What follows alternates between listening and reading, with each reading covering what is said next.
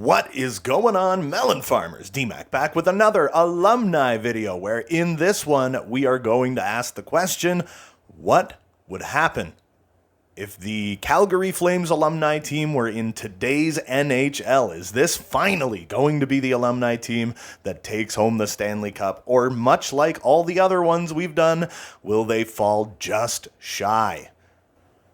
So before we get any further, if you haven't already, scroll down, hit that like button. Now let's get this thing started. We're going to go to new franchise, and we are going to start a Calgary Flames alumni franchise, but in the current NHL setup.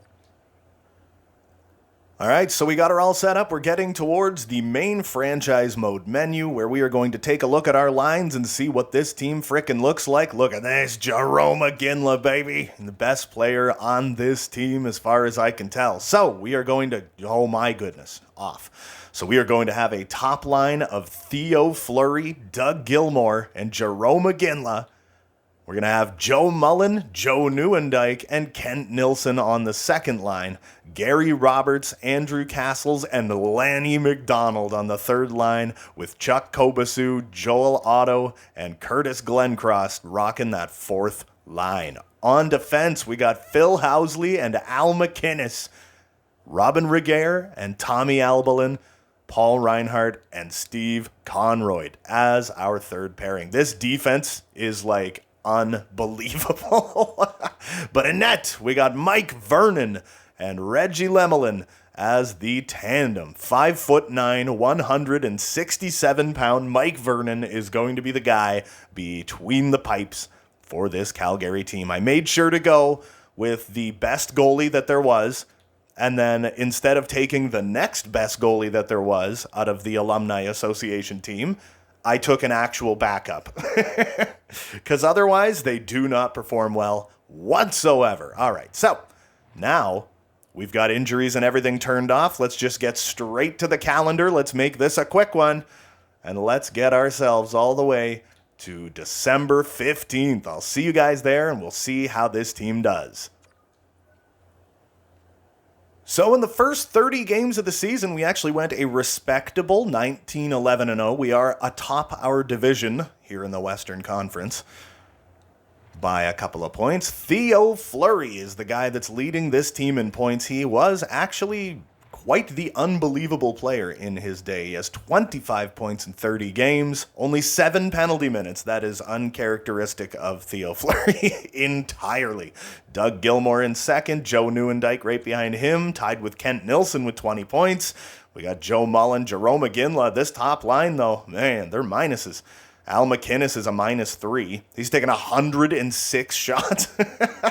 But he's actually not shooting all that accurately, which, again, is very uncharacteristic of Al MacInnis.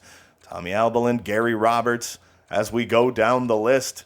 Yeah, we're getting deeper. We're getting deeper down in the into the roster now. But Lanny McDonald with only 5 points in 30 games. That's a strange one.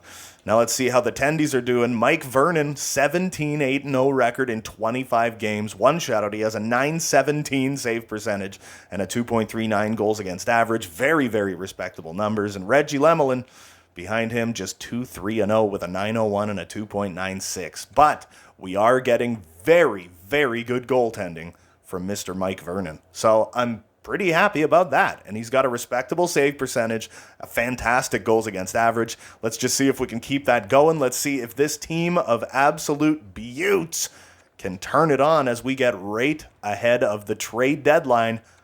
And let's just hope that this team can turn it on and really start to win some games. So as we sit just ahead of the trade deadline, we're 1 day away. This team actually hasn't been all that hot. We're 36-26-0, still second place in our division, but this team has not turned it on the way I was really hoping that we would, right? We have 72 points in 62 games. We got 20 games left to go in the season. Theo Fleury still leading this team in points, and he's only got 49 of them. So he's got 20 goals, 29 assists. We got Joe Nieuwendyk, who's another 20 goal scorer. Nilsson with 47, Doug Gilmour with 47 points, Joe Mullen with 40, Iginla with just 10 goals, 30 assists, 40 points, -9. Al MacInnis not even leading us in the defenseman category, not by a fair margin, 7 points. That is the difference. Wow, that's kind of wild. Gary Roberts and all these guys way down at the bottom, not looking so hot.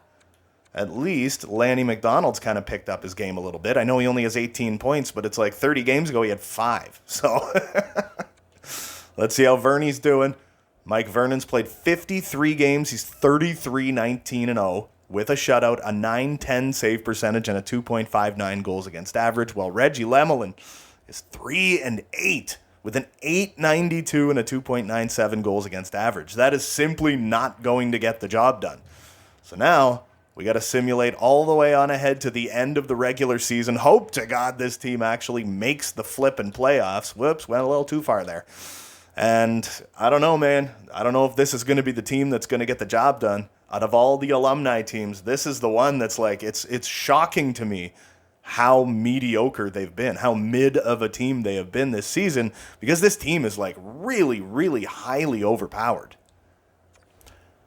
So for a little while there, this team picked the right time to get crazy hot. 51-31-0. We ended up with 102 points on the season and won our division by 13 points. All of a sudden, like as soon as we got past the trade deadline, this team went on like a friggin' 13-game winning streak. Okay, so Kent Nilsson led the team with just 69 points. That's the problem with these alumni teams. You're never going to see guys with like 120 points or anything because everyone on the team is just like legendary. So you'll see we have got, what is it? We have 7 people out of the 18-man roster. We have 7 of them that got 50-plus points. Like, that's ridiculous. 8 of them with 40-plus points. Crazy, crazy numbers. Everybody showed up and looked real solid. But at the end of the season especially, Kent Nilsson, who was, 3rd or 4th in the list, ended up number 1. And as we get down the list, everybody was looking relatively solid. Al MacInnis, 15-goal season. That's not bad, but he is one of those, like... Wasn't he the last defenseman to hit 100 points before Erik Karlsson did it this year? Something crazy like that? I don't know. We go down the list. I'm pretty happy with the way this team played down the stretch. It's all the poise, right? Mike Vernon, in 68 games played, went 45-22-0 with 6 shutouts. Had a .916 save percentage, a 2.40 goals against average. Reggie Lemelin turned it around a little bit. He was 3-8-0 last time. He's 6-10-0 this time. So he played 5 more games and he went 3-2. Had a .910 save percentage and a 2.60 goals against average. So this team kind of just stopped allowing goals, right? So we're going to go back to all skaters. We are going to check and see how everybody else in the National Hockey League did. Leon Draisaitl led with 101 points. Matthews and Marner both getting 100 points, and Connie McDavid right behind him with 97. Sid the Squid, Gino Malkin. We got Ovi with just 44 goals, but hey, what are you going to do, right? He's 37 years old. It's fine. Now, let's sim on ahead. We'll see who we are taking on in the first round of the Stanley Cup playoffs. But we still got another day or two to go here. NHL season complete, and we're taking on the Smashville Predators, baby. So let's get back to that calendar.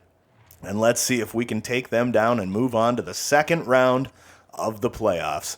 Here we go. There's a win. There's a loss. Go away. There's a loss. There's a loss. There's a win. There's a win. There's a loss. We're out the first round. Oh, man. Well, that's no fun. The way this team played down the stretch, I'm like, this could be the team that finally goes deep. I swear to God, with one of them, it's like we have to win the cup with one of them. All right, well... Okay, so I guess we'll simulate on ahead to like mid-June. We'll see who this game thinks is going to take the Stanley Cup. Probably the Vancouver Canucks again because the game is so damn realistic. All right, where are we? We're getting into June now.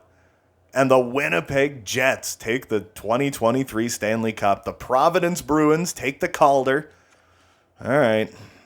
And the cap goes up to $88 million. Oh, wouldn't that make everybody happy, eh? It would certainly make the Toronto Maple Leafs happy. Let's see how this team looked in the playoffs when it comes to points and whatnot. Kent Nilsson again leading the parade, man. Theo Fleury right behind him. Doug Gilmour. Yeah, it's like everybody did relatively okay. I don't know, man.